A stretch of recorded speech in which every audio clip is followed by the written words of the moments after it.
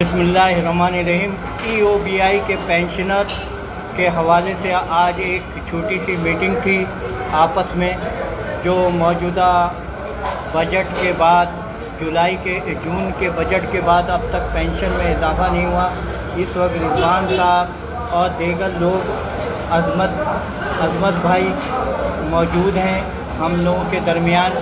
अब कहने का मकसद यही है कि आप देख सकते हैं कि पेंशनर किस हद तक परेशान हैं और पेंशनरों के जो मसाइल हैं आप समझ सकते हैं कि इस महंगाई के दौर में जहां बिजली का बिल देखें कि 1 मीटर पे भी जो ना 1800-1900 रुपये गवर्नमेंट वसूल कर रही है, यानी गरीबों का परवाह नहीं है। इसी तरह बिजली का बिल देख लें कि 1 मीटर पे 1800-1900 रुपये का बिल, यानी 1 यूनिट भी इस्तेमाल ना हो, फिक्स चार्जेस के नाम पे, देगर टैक्स के नाम पे। और जो बेचारा ज़्यादा कमर्शियल बिजली इस्तेमाल करता है तो उसके साथ भी जुल्म और ज़्यादती देखें कि 5000 इनकम टैक्स, फिर फिक्स चार्जेस 2000 रुपये, इसी तरीके से देगर टैक्स वगैरह मिला करके, यानी कि वो कंपनी बंद कर दे, यानी यहाँ के लोग दुकान बंद करते बेरोज़गार हो जाए। तो ये है पॉलिसी। और जो हमारी मिनिस्ट्री है जिसको कहते हैं कि मेहनत की मिनिस्ट्री है, उसका वज़ीर भी, उसको पता ही नहीं कि उसके अंडर में उसकी मिनिस्ट्री मेहनत कशों के कितने इदारे हैं, 13-14 इदारे हैं, उसको यही नहीं पता। वो क्योंकि एक सरमाएदार का बेटा है, जागीरदार का बेटा है, उसको पता ही नहीं है। क्योंकि जब तक इस मुल्क से आवाम के अंदर से नुमाइंदे नहीं आएंगे, असेंबली के अंदर नहीं पहुंचेंगे, तो इसी तरीके से 18 करोड़ मेहनत कशों को ना उनकी वेलफेयर होगी, ना उनका पेंशन का सोचा जाएगा।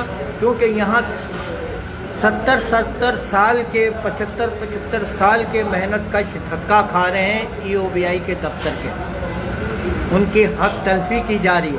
उनको पेंशन देने के बजाय उनको भगा दिया जाता है, कहा जाता है कि तुम्हारी कंपनी बंद हो गई है, लिहाजा हम ये सर्टिफिकेट वगैरह को नहीं मानते हैं जो तुम बंद कंपनी के लाए। तो भाई एक इदारा बनता है, वो मुल्क के निज़ाम, मुल्क की बिजली के, गैस के और पानी के और महंगाई की वजह से वो कंपनी अफोर्ड नहीं कर पाती। कंपनी के दीगर मामलात होते हैं, कंपनी दिवालिया हो चुकी होती है, जैसे आज यूटिलिटी स्टोर, स्टील मिल, इसी तरीके से दीगर बड़े बड़े घी कॉरपोरेशन, इस तरीके से बेशुमार इदारे और प्राइवेट कंपनी सब है। ये तो सरकार के इदारे थे, जो प्राइवेट कंपनी थी वो सब बंद होते जा रहे हैं। तो आप उनको पेंशन नहीं दोगे, तुम्हारे बाप का राज लगा हुआ है, ये मुल्क तुम्हारे बाप का है। तुम ये जो यहाँ के जो EOBI के अफसरान हैं, बोर्ड ऑफ डायरेक्टर हैं या मिनिस्ट्री के लोग हैं, ये क्या अलग दुनिया से आए, सिर्फ अय्याशी करने के लिए बैठे हुए हैं, ठाट बाट लेकर के बैठे हुए हैं, डमी बोर्ड ऑफ डायरेक्टर बनाए हुए हैं, उनकी कोई औकात नहीं है। 10-10 साल से बोर्ड के मेंबर बने हुए हैं, सिवाय पेंशनरों के फैमिली पेंशन को नुकसान पहुंचा रहे हैं, पेंशनरों को नुकसान पहुंचा रहे हैं, इंश्योर्ड पर्सन के हैसियत को नुकसान पहुंचा रहे हैं।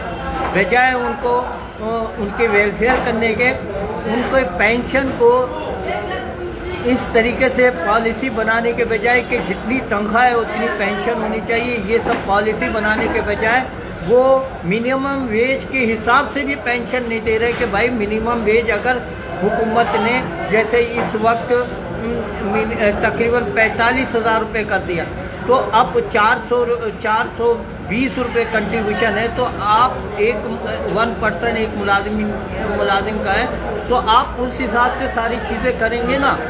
अब मेरे अजीज़ मेहनत कर साथियों, मेरे पेंशनर, मेरे इंश्योर्ड पर्सन साथियों को आपको फैसला करना होगा कि क्या गवर्नमेंट पेंशनरों की तरह जिस तरीके से उनकी फैमिली पेंशन को कोई बेटी उसकी शादी नहीं हुई है, तलाक याफ्ता है या कोई बच्चा माजूर है तो उसको पेंशन का हक दो ना। जब गवर्नमेंट के अंदर ये पॉलिसी है तो EOBI भी एक पेंशन का इदारा है, वो बनाया गया है ये इदारा। तो आप इसको बजाय बोर्ड या ये EOBI का चेयरमैन और मिनिस्ट्री जो आवाम की नुमाइंदा का दावा करके असेंबली में पहुंचता है और फिर मिनिस्टर बनता है, और तो उनको ये सब परवाह क्यों नहीं है?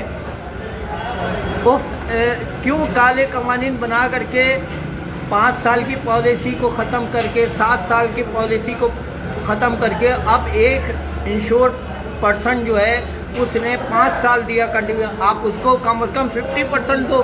एक ने आप तो देते हो ख़वातीन को 55 साल की उम्र में और जो मर्द हैं उनको 60 साल की उम्र में।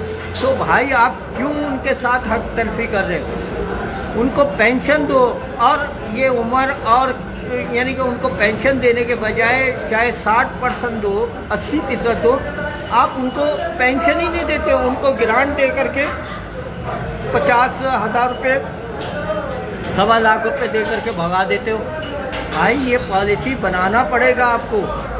अगर किसी ने 5 साल दिए तो उसको देना है, 10 साल दिए उसको देना है, 13 साल दिए उसको देना है। ये क्या कि उनको भगा दो, 14 साल दिए उनको भी भगा दो।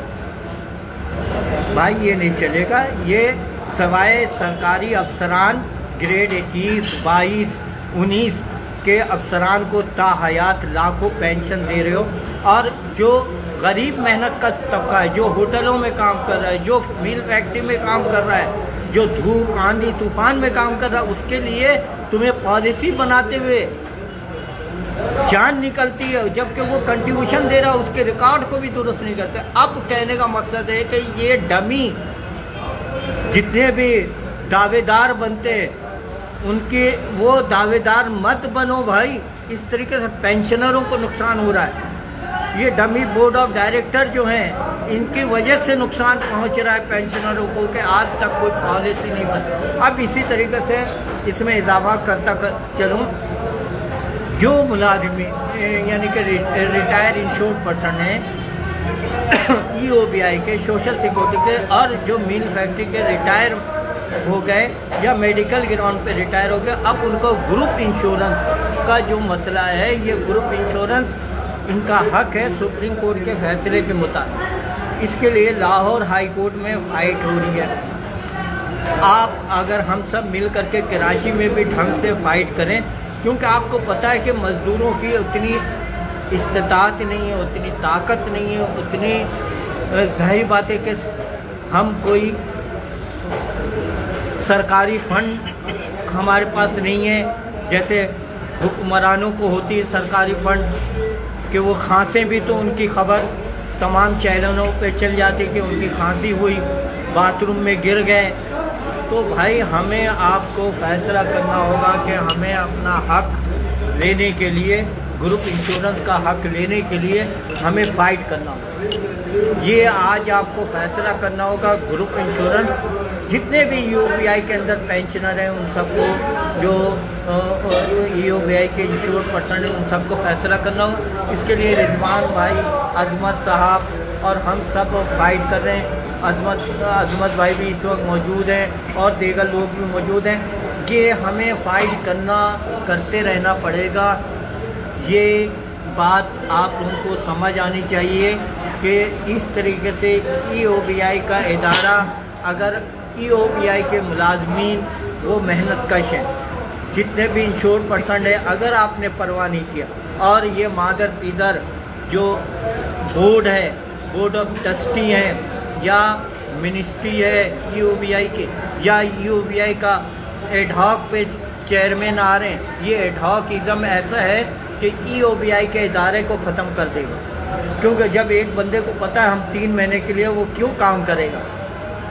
वो कहेगा कि भाई जैसे चल रहा है निज़ाम, चलो अपना ठाट बाट चल रहा है, चलो आखिर में रिटायर हो जाएंगे, चलो भाई जा कर के जो ना हम पेंशन ले कर के लाख रुपए का पेंशन ले करके हम अपना ठाठ की ज़िंदगी को, यही हो रहा पाकिस्तान के जितने भी सरकारी अफसरान हैं वो इसी तरीके से ज़िंदगी गुजार रहे हैं। वो अपने पेंशन को देखते हैं, मराद को देखते हैं, आने वाले दिनों को देखते हैं, और मुल्क के हम जैसे मेहनतकश तबका जो 18 करोड़ है उनकी कोई परवाह नहीं है। वो 60 साल की उम्र के बाद भी मेहनत मजदूरी कर रहे हैं, वो 70 साल की उम्र में भी मेहनत मजदूरी कर रहे हैं, वो 80 साल की उम्र में भी अगर कोई बच गया जिंदा रहा वो उस वक्त भी कर रहा है, लेकिन उसकी कोई सोच नहीं है, उनकी कोई सोच फिक्र नहीं है EOBI को।